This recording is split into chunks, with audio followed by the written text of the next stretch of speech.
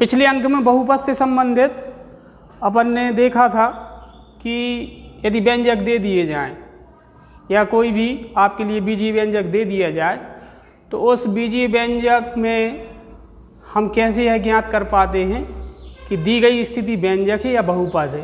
तो इस पर अपन ने बहुत विस्तार से चर्चा की थी और अपन निष्कर्ष पर पहुँचे थे कि यदि किसी भी व्यंजक की घातें ऋणोत्तर हैं, पूर्णांक में नहीं है, मतलब जैसे x के ऊपर ऋण 2 की घात धन x के ऊपर ऋण 1 की घात, तो फिर ये बहुपद नहीं है, ये केवल व्यंजक माना जाएगा क्योंकि इसकी घातें कैसी हैं, ऋणोत्तर पूर्णांक में हैं।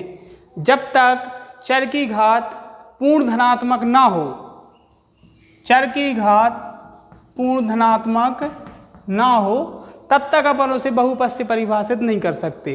तो नीचे दी गई स्थिति एक बहुपद है। क्यों? क्योंकि इसमें चर की घात पूर्ण धनात्मक रूप में दी है। जैसे यहाँ पे x चर की घात 2 है, यहाँ पे x चर की घात 1 है, तो ये धनात्मक पूर्णांक में है। जबकि ऊपर जो स्थिति अपन ने लिखी थी, यहाँ पर चर की घात ऋणात्मक पूर्णांक में है। तो जब जब ऋणात्मक पूर्णांक में चर की घात होगी तो उसे अपन व्यंजक के रूप में स्वीकार करेंगे, और जब चर की घात धन पूर्णांक पूर्ण रूप में होगी, धनात्मक पूर्णांक के रूप में होगी, तब अपन उसके लिए बहुपद के रूप में स्वीकार करेंगे। थोड़ी सी इसमें पुनरावृत्ति के रूप में देखते हैं कि प्रत्येक बहुपद व्यंजक होगा और बहुपद भी होगा, लेकिन यह आवश्यक नहीं कि प्रत्येक व्यंजक बहुपद हो। क्यों? क्योंकि व्यंजक में ऋणोत्तर घातांक हो सकती हैं, तो उसे केवल व्यंजक की श्रेणी में रखेंगे, जबकि बहुपद में चर की घात हमेशा धन पूर्णांक में ही प्राप्त होनी चाहिए, तभी अपन उसको बहुपद से परिभाषित कर सकते हैं। आज इस अंक में प्रश्नावली 2.2 से बहुपदों के मान को ज्ञात करने की अवधारणाओं पर अपन विचार करेंगे। निश्चित रूप से व्यवस्थित क्रम को अपनाते हुए अपन जो समस्याएं दी गई हैं प्रश्नावली में, उनको हल करना सीखेंगे। उसी पे आधारित बहुत सारे प्रश्न पुस्तक में दिए हैं, तो अब आप अभ्यास के रूप में ले सकते हैं। तो प्रश्नावली 2.2 में एक बहुपद दिया है। प्रश्न क्रमांक 1,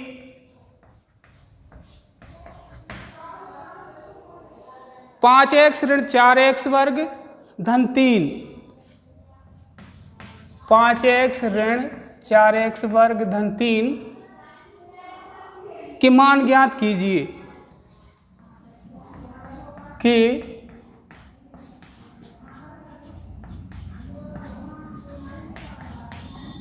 मान ज्ञात कीजिए। अब यहाँ पे 3 स्थितियाँ दी हैं, इसलिए के शब्द का उपयोग किया गया है। 3 स्थितियों में पहली स्थिति दी है x बराबर 0, दूसरी स्थिति दी है x बराबर ऋण 1 इस प्रकार से, और तीसरी स्थिति में x बराबर 2। तीनों मानों के लिए बहुपद एक ही रहेगा, लेकिन इस बहुपद में पहले x का मान 0 प्रतिस्थापित करेंगे, x की जगह पे 0 रखेंगे, दूसरी स्थिति में x बराबर ऋण 1 और तीसरी स्थिति में x बराबर 2। तो यहाँ पर बहुपद अपन देख पा रहे हैं। यदि अपन चाहें तो बहुपद को व्यवस्थित भी कर सकते हैं। बहुपद को व्यवस्थित करने का क्रम क्या होता है, अधिकतम घात को सबसे पहले, फिर उससे छोटी घात को उसके बाद में, इसी क्रम को अपन लगातार उपयोग करके बहुपद को व्यवस्थित कर सकते हैं। इस क्रम में भी आप बहुपद में मान प्रतिस्थापित कर सकते हैं, किसी भी प्रकार से आपका हल गलत नहीं माना जाएगा। यहाँ पर बहुपद को व्यवस्थित किया तो ऋण 4x वर्ग धन 5x और धन 3। यहाँ पे ध्यान रखेंगे x का पहली स्थिति में मान क्या दिया है, 0, तो केवल और केवल x की जगह पे अपन क्या प्रतिस्थापित करेंगे, 0 स्थापित करेंगे। तो इस स्थिति को अपन f(x) से दर्शा सकते हैं, मतलब बहुपद का मान क्या हो जाएगा, ऋण 4x वर्ग धन 5x धन 3। f(x) का उपयोग नहीं करना है, यहाँ पे px का उपयोग कर सकते हैं। पॉलिनोमियल से डिफाइन किया जाता है बहुपद को अंग्रेजी भाषा में, तो उसका इनिशियल जो लेटर रहता है वो p रहता है प्रारंभिक स्थिति में, तो यहाँ पे अपन उसको px से शो कर सकते हैं, fx से कर सकते हैं, px से कर सकते हैं। तो यहाँ पे पी एक्स बराबर स्थिति क्या दी थी, ऋण 4x वर्ग धन 5x धन 3।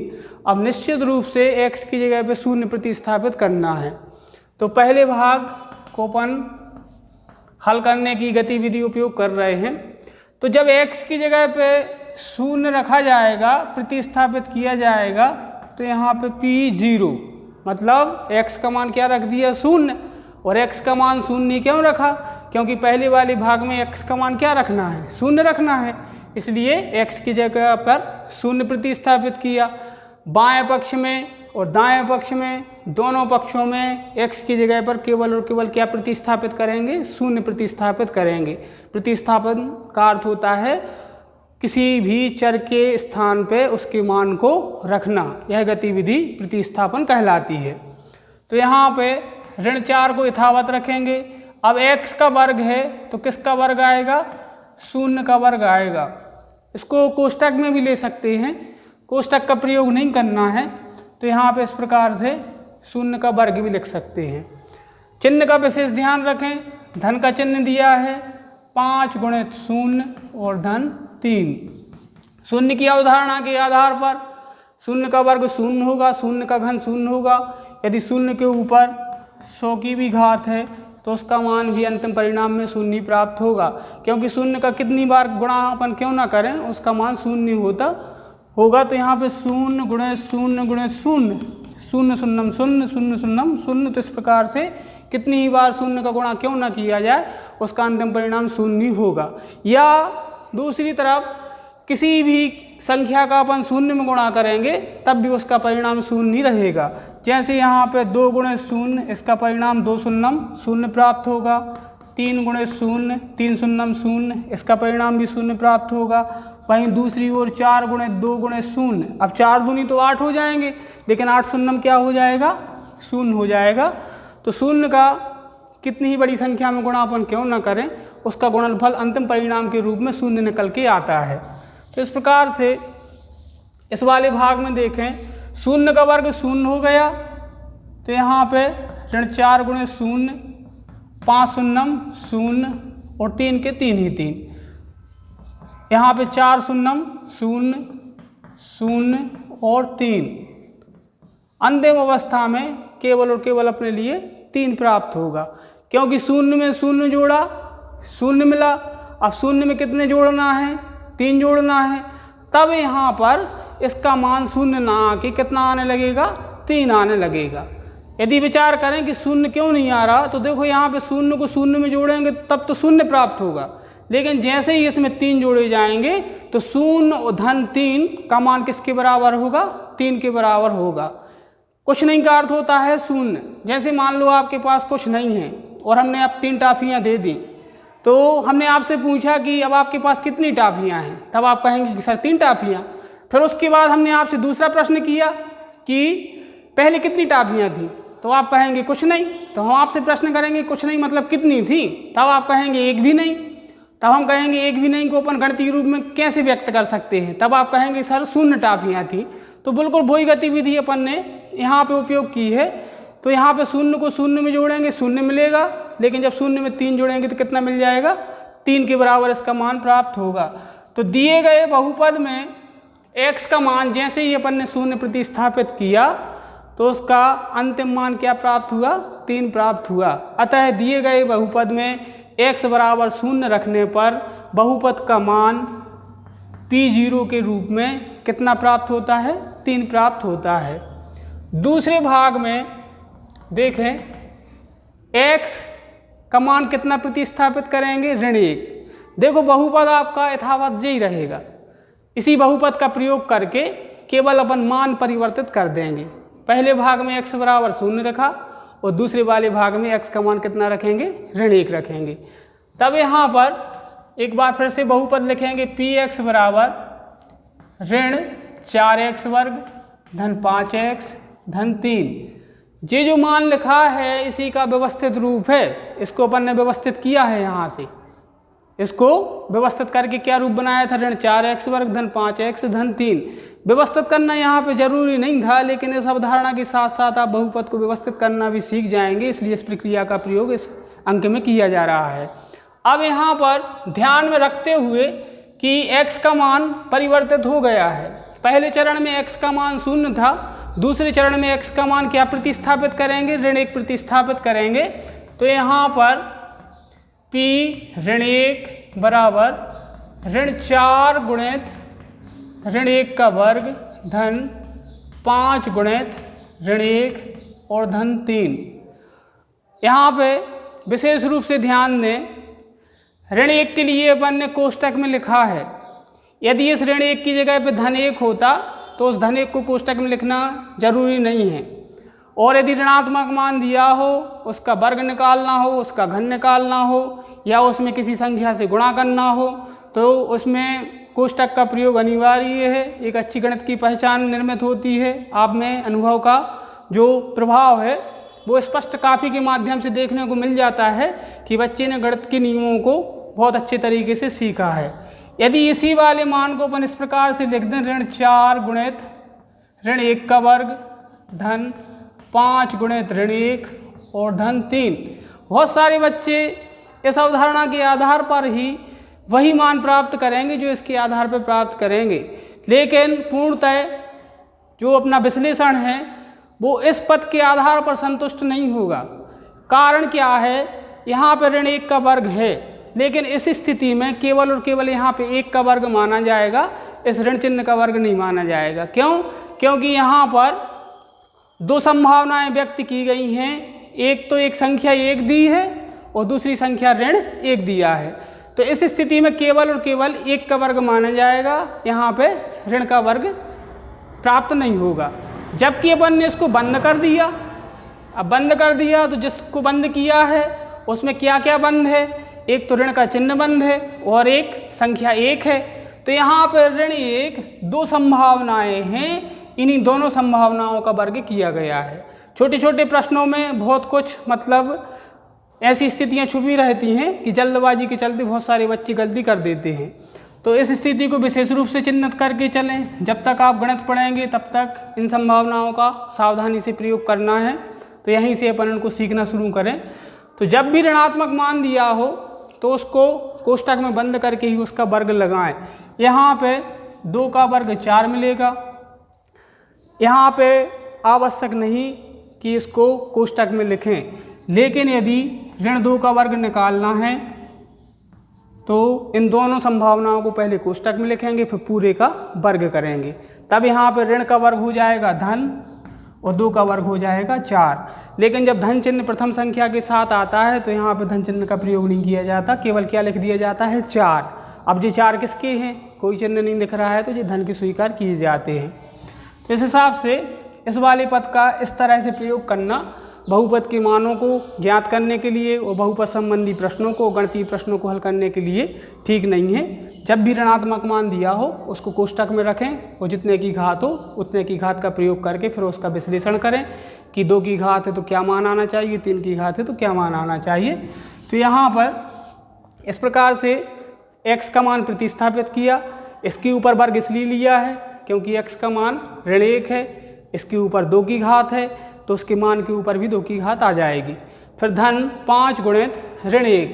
अब जबकि यहाँ पे कोई भी वर्ग नहीं है, लेकिन इसको भी अपन ने ऋण 1 को कोष्टक में लिखा। यहाँ पे देखें 5 गुणित ऋण 1। गणित में ध्यान रखें सभी बच्चे, कभी भी 2 चिन्ह एक साथ नहीं आते हैं गणित में। यदि 2 चिन्हों का प्रयोग आप एक साथ करते हैं तो आप वहाँ पे गणित की अवधारणाओं से पूर्णतः परिचित नहीं हैं। आने वाले भविष्य में जब आप किसी कंपटीशन एग्ज़ाम या किसी भी इंटरव्यू के लिए जाएंगे तो इस प्रकार की संभावनाएं आपको जरूर दी जाएंगी। तो कभी भी गणित में एक साथ 2 चिन्हों का प्रयोग नहीं किया जाता है। कुछ नियम होते हैं, उन नियमों का प्रयोग करके 2 चिन्हों को अपन प्रयोग कर सकते हैं। जैसे कि यहाँ पे अपन सही क्रम का उपयोग करें, 5 गुणित ऋण 1। यदि इसी स्थिति को बदल दें, ऋण 1 पहले कर दें और 5 बाद में कर दें, तब यहाँ पे कोष्टक लगाना आवश्यक नहीं है, क्योंकि अब यहाँ पे 2 चिन्हों का प्रयोग एक साथ नहीं हो रहा है। पहले ऋण आया, फिर उसके बाद अंक आ गया, अब अंक के बाद फिर से चिन्ह आ गया। तो इस प्रकार से यहाँ पे 2 चिन्हों का लगातार प्रयोग नहीं है, लेकिन यहाँ पे गुणा के बाद ऋण आया है, 2 चिन्हों की एक साथ पुनरावृत्ति हुई है, इसलिए इसको कोष्टक में लिखना आवश्यक है। तो इसी भाग को आगे बढ़ाते हैं अपन। ऋण 4 ऋण का वर्ग धन होता है, तो ऋण का वर्ग धन हो गया और 1 का वर्ग कितना होगा 1। अब धन गुणित ऋण क्या हो गया, ऋण 5 एकम 5 और धन 3। ऋण 1 के ऊपर 2 की घात का मान 1, ऋण 1 के ऊपर 3 की घात का मान ऋण 1, ऋण 1 के ऊपर 5 की घात का मान ऋण 1, ऋण 1 के ऊपर 6 की घात का मान 1 और ऋण 1 के ऊपर 11 की घात का मान ऋण 1। इतनी स्थितियों के आधार पर केवल समझाने के लिए उदाहरण दिए गए हैं। जब ऋण के ऊपर समघात आएगी तब उसका गुणनफल धन में मिलेगा, और जब ऋण के ऊपर विषम घात आएगी तो उसका जो भी गुणनफल है या परिणाम है वो आपके लिए ऋण में मिलेगा। मतलब यदि ऋण के ऊपर समघात है, समघात अपन पढ़ चुके हैं, 2 की घात 4, 6, 8, 10, 12 जितनी भी सम संख्याएँ हैं, यदि उनके ऊपर ऋण के ऊपर सम संख्याओं की घात हो तो उसका परिणाम धन में मिलेगा, और यदि विषम घात है तो उसका परिणाम किस में मिलेगा, ऋण में मिलेगा, चाहे वो संख्या 1 हो, 2 हो या कोई भी संख्या हो। अब 5 अपनी विषम संख्या है, तो विषम संख्या होने के कारण इसका परिणाम ऋण में मिला। 6 अपनी सम संख्या है, तो सम संख्या होने के कारण इसका परिणाम धन में मिला। 11 विषम संख्या है, इसलिए विषम होने के कारण इसका परिणाम अपने लिए ऋण में मिला। यहाँ पर ऋण 1 के ऊपर 101 की घात अपन ने ली, जब भी इसका अंतिम परिणाम प्राप्त होगा तो 101 कैसी संख्या है, विषम है, तो इसका मान कितना मिलेगा, ऋण 1। ऋण 1 के ऊपर यदि 200 की घात ली तो ये जो 200 संख्या है ये कैसी है, सम है, तो इसका जब भी अंतिम गुणा मिलेगा अपने लिए, अंतिम गुणा धन के रूप में मिलेगा। तो बहुत अच्छे तरीके से स्मरण रखें कि जब ऋण के ऊपर समघात होगी तब उसका परिणाम धन में आएगा, और जब ऋण के ऊपर विषम घात होगी तो उसका परिणाम ऋण में आएगा। तो इस प्रकार से यहाँ पर ऋण के ऊपर समघात थी तो इसका परिणाम किस में मिला अपने लिए, धन में। अब धन का गुणा ऋण में किया तो ऋण हो गया, और धन 3 वैसे ही के वैसे। कैसे धन का गुणा ऋण में किया तो ऋण हो गया, ऋण का गुणा ऋण में करेंगे तो ऋण में धन मिलेगा, धन का गुणा धन में करेंगे तब धन मिलेगा, ऋण का गुणा धन में करेंगे ऋण मिलेगा, और धन का गुणा ऋण में करेंगे तब भी ऋण मिलेगा। तो 4 संक्रियाएँ चिन्हों की विशेष रूप से बच्चों को 6वीं क्लास से सिखाई जाती हैं। यदि आप अवलोकन करने में, स्मरण करने में अभी तक पीछे हैं तो निश्चित रूप से जो 4 संख्याएँ ब्लैक बोर्ड पे लिखी हैं, पहली, दूसरी और ये तीसरी और ये चौथी, इन चारों संक्रियाओं का आप बहुत गहनता से अध्ययन करें। यदि इनमें आप दक्ष हो जाते हैं तो 5% आपको अलग से इस प्रश्न में विशेष सुविधा दिखाई देगी, क्योंकि जब भी बहुपद संबंधी मानों के प्रतिस्थापन का अपन कोई भी उदाहरण या प्रश्न लेते हैं तो उनमें चिन्हों का, चरों का, अचर का और मानों का विशेष महत्व होता है। इन चारों स्थितियों में यदि अपन कहीं पे भी थोड़ी बहुत त्रुटि करते हैं तो निश्चित रूप से जो अंतिम परिणाम अपन प्राप्त करके व्यक्त करते हैं वो अपने लिए शुद्ध रूप में प्राप्त नहीं होता। तो देखो, ऋण गुणित ऋण धन, धन गुणित धन धन, ऋण गुणित धन ऋण और धन गुणित ऋण ऋण। मतलब जब समान चिन्ह हो तो समान चिन्हों का गुणा धन होता है और असमान चिन्हों का गुणा क्या होता है, ऋण होता है। तो इस प्रकार से इन चारों संक्रियाओं का विशेष महत्व है, इनका प्रयोग सावधानी से करना है। इसके अगले भाग में ऋण 4 एकम 4, ऋण 5 वैसे के वैसे और धन 3 वैसे के वैसे। अब नीचे वाले पद में 2 संख्याएं आपको ऋणात्मक दिख रही हैं और एक संख्या धनात्मक दिख रही है। तो जो 2 ऋणात्मक संख्याएं हैं वो ऋण 4 हैं और ऋण 5 हैं। तो जब 2 ऋण पूर्णांक अपने लिए प्राप्त होते हैं और उनको मतलब समायोजित करना हो तो उसमें हमेशा ध्यान रखें कि ऋण 4 और ऋण 5 इसका मान किसके बराबर होगा, ऋण 9 के बराबर होगा। एक छोटे से उदाहरण से समझते हैं। 4 रुपये आपने एक व्यक्ति से उधार लिए मतलब आपने ऋण लिया मतलब आप कर्जदार हो गए। तो उसमें ये सभी संभावनाएं केवल ऋण चिन्ह को समझाने के लिए हैं। तो 4 रुपये आपने एक व्यक्ति से उधार लिए और 5 रुपये आपने दूसरे व्यक्ति से उधार लिए, तो आपने कुल कितने का ऋण ले लिया। तब आप कहेंगे कि 9 रुपये का ऋण ले लिया। अब आपने 9 रुपये का ऋण लिया है तो जो आपके द्वारा कर्ज लिया गया है, ऋण लिया गया है, वो ऋण चिन्ह से ही व्यक्त होगा। लेकिन आपके पास थे कितने? 3 रुपये थे, तो ये धन 3 पैसे के वैसे ही रहेंगे। तो इस पद को केवल इस हिसाब से समझें कि ऋण 4 और ऋण 5 ये आपने उधार लिए हैं, मतलब आपको कितनी उधारी देना है? 9 रुपये। तो जितनी उधारी देना है वो ऋण में रहेगी, लेकिन आपके पॉकेट में कितने थे? 3 थे। तो इस प्रकार से जो आपके पास है राशि या रुपये हैं वो हमेशा धन में रहेंगे, और जो आपने उधार लिए हैं वो हमेशा ऋण में रहेंगे। एक छोटे से उदाहरण से देखें, ऋण 10, ऋण 5, ऋण 4, ऋण 2 और धन 20। तो जी यहाँ से लेके यहाँ तक ये सब आपने उधार लिए हैं, क्योंकि ये सभी ऋण में हैं, लेकिन जो धन में है वो आपके पास है। तो ऋण 10 और ऋण 5, ऋण 15 और ऋण 4, ऋण 19 और ऋण 2 कितने हो जाएंगे? ऋण 21 और धन के 20। तो इस प्रकार से ऋणात्मक पूर्णांकों को अपन जोड़ तो देते हैं, लेकिन उनका जोड़ ऋण चिन्ह के साथ में आता है। अब इसके अंतिम पद में देखें अपन, ऋण के 9 हैं और धन के कितने हैं? 3 हैं। मतलब 9 रुपये अपने लिए देना है, लेकिन अपने पास कुल कितने रुपये हैं? 3 रुपये हैं। तो अपन ने जैसे ही सामने वाले व्यक्ति को 3 रुपये दिए तो केवल और केवल 6 रुपये अपने उधार रह जाएंगे, मतलब ऋण 9 और धन 3। तो इस 9 में से ये वाला 3 घट जाएगा, 9 में से 3 घट जाएगा, लेकिन घटाने के बाद जो चिन्ह आएगा वो हमेशा बड़ी संख्या का चिन्ह आता है। अब इन दोनों संख्याओं में बड़ी संख्या आप देख रहे होंगे, बड़ी संख्या कौन सी है? 9।